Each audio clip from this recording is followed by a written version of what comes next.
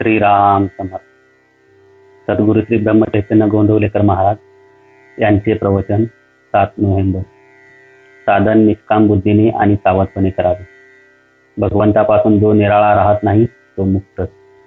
मी भगवंताचा म्हटले की तिथे बद्धपणा संपला. मी नसून तो आहे हे जाणणे म्हणजे मुक्तता प्राप्त करून घेणे. देहात असून देहातीच राहतो तो मुक्त. राम करता हे जाणतो तो मुक्त. माझे माझे असे म्हणून आपण बद्धावस्था लावून घेतो. बद्धाचे आवरण काढून टाकले की आपण मुक्तच आहोत. माझ्या मनावर कशाचाही परिणाम झाला नाही आणि समाधान कायम राहिले ही मुक्तावस्था.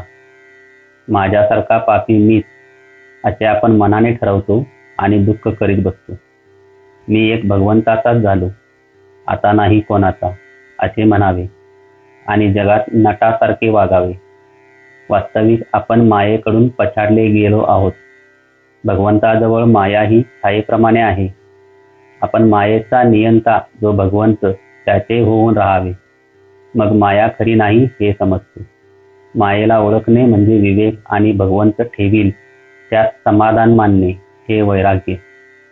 पाप पुण्य हे मनाचे धर्म आहेत. मी आता नाम घेतो.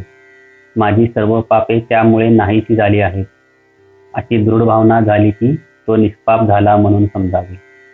4 चौघे करतात म्हणून साधन करून चालणार नाही. साधनात दृढ भाव पाहिजे. साधन करायचे ते योग्य मार्गाने झाले पाहिजे.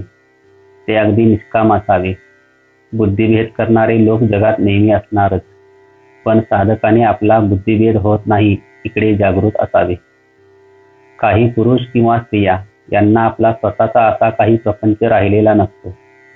तरीही हे लोक उगीच जगाचे दोष काढीत बसतात. दुसऱ्यांच्या घरी जाऊन उठाठेव करतात. हे फार मोठे पाप आहे. साधकाने ते कटाक्षाने टाळावे. ज्या लोकांना आपल्यामध्ये दोष आहेत हे कळतच नाही ते लोक अगदी खालचे समजावे. ज्यांना आपला दोष कळतो ते दुसऱ्या प्रतीचे समजावे. आपण प्रयत्न करून सुद्धा भगवंताच्या आड येणारा दोष जात नाही म्हणून तळमळ असणारे लोक हे सर्वात चांगले. साधकाने तसे बनले पाहिजे. परमार्थामध्ये अर्ध्यापर्यंत गेल्यावर मग पुढे जाणारे साधक फार थोडे असतात. खरे म्हटले म्हणजे साधन आणि वाचन असले की साधक कधी मागे पडायचा नाही. ब्रह्मचारी साधकाने प्रपंचातल्या उठाठेवी करू नयेत, कारण तशाने प्रपंचाचे प्रेम त्याला लागेल. त्याने प्रपंचापासून 4 पावले दूर राहावे, नाहीतर तोच हवा असे वाटू लागते.